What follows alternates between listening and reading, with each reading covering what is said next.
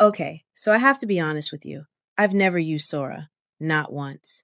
And before you come for me, let me explain. When it launched, the hype was everywhere. And you know me, when something is that loud, I tend to wait. I wanted to see if it was actually going to stick around before I invested my time into learning it. Well, it didn't, but I was curious. So I went down the rabbit hole. And what I found? It's actually a really good story. Sora was OpenAI's text to video tool. You typed a prompt and it generated a video. Realistic motion, sound, the whole thing. Sora 2 dropped in September 2025 with a full iOS app, and it launched like a rocket. It hit number one in the App Store within 24 hours. Millions of downloads. The internet went crazy. It even looked like TikTok, a social feed full of AI generated clips. And OpenAI had just signed a $1 billion deal with Disney to bring over 200 characters, Mickey Mouse, Marvel, Star Wars, into the Sora ecosystem. Sounds like a winner, right? Here's what most people don't know. OpenAI was already in trouble before Sora's numbers even came in.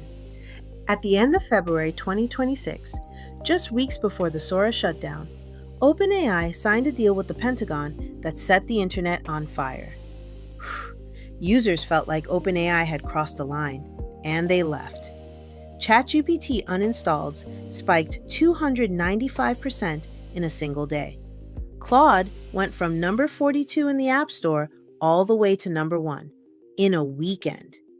Anthropic broke its all-time single-day sign-up record without running a single ad. So when Sam Altman looked at the Sora numbers in March, he wasn't just looking at a struggling app.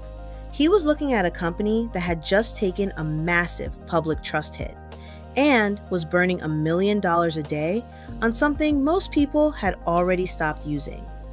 That context matters. Here's where it gets interesting. By February 2026, just 3 months after that peak, downloads had dropped by 66%. And on March 24th, 2026, OpenAI posted this to their official account. We're saying goodbye to the Sora app. That's it. No real explanation, just goodbye. So, what actually happened? The numbers tell the story. Sora was costing OpenAI an estimated $15 million a day in computing costs. And in its entire lifetime, the app generated only $2.1 million in revenue. Total. That's not a typo. Video generation is extraordinarily expensive to run. Every clip someone created was burning through AI chips that OpenAI needed elsewhere, specifically to stay competitive against tools like Claude Code, which was pulling in the enterprise revenue Sora never could. Sam Altman made the call. Kill Sora, free up the compute, refocus. And Disney? That billion-dollar deal? Disney found out Sora was being shut down less than an hour before the public announcement. The deal died instantly. No money ever changed hands. Disney released a statement saying they respected OpenAI's decision to exit the video generation business, which is a very polished way of saying they were blindsided. Now, if you did use Sora and you have content saved, here's what you need to know, straight from OpenAI's official help page. The Sora app and website goes dark on April 26, 2026. The Sora API, which is why you might still see it inside some third-party tools, shuts down on September 24th, 2026.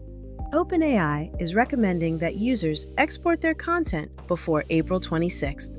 To do that, you go to the link showing on the screen.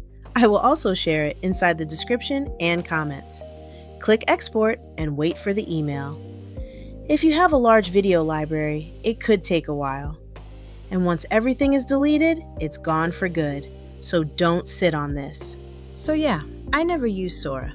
And honestly, I don't feel bad about it. The lesson here isn't that AI video is dead. It's not. Tools like Cdance, Kling, and Google VO are still running and have actually caught up in quality. 1 year ago, Sora 1 redefined what was possible with moving images. Today, we're announcing the Sora app, powered by the all-new Sora 2. It's the most powerful imagination engine ever built. it's packed with new features. The lesson is that flashy launches and viral moments don't mean a tool is built to last. I've been saying it. AI is moving fast, and the tools that survive are the ones with a sustainable business behind them, not just a hype cycle. As always, I went into the rabbit hole, so you don't have to. I'm JoMel, and until next time, I'll see you inside AI.